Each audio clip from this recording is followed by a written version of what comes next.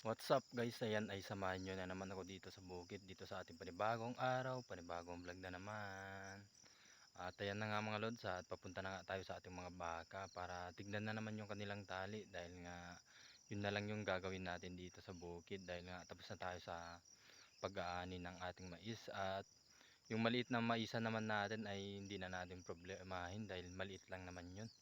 Kaya itong baka lang muna yung titignan natin at saka yung kalabaw.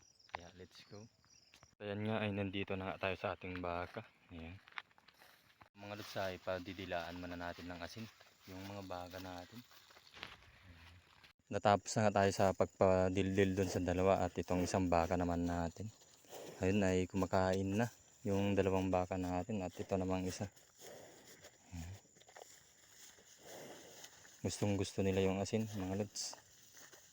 At natapos na nga tayo sa ating mga baka at ito naman, nandito naman tayo sa ating kalabasa para kumuha ng talbos. Talbos at saka bulaklak yung kukunin natin ngayon. At nauna na pala si Bianan kanina mga lods, kaya siya na yung tumingin sa ating kalabaw. Ayan.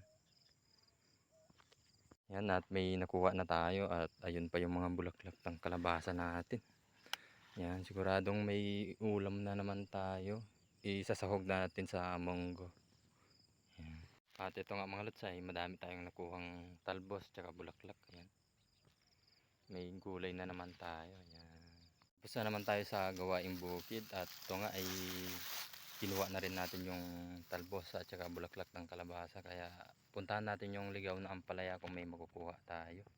Dito na naman tayo mga lods at ayan na nga ay madami na naman siyang talbos dahil nga maulan-ulan dito sa atin, kaya mabilis lang na dumami yung talbos nito.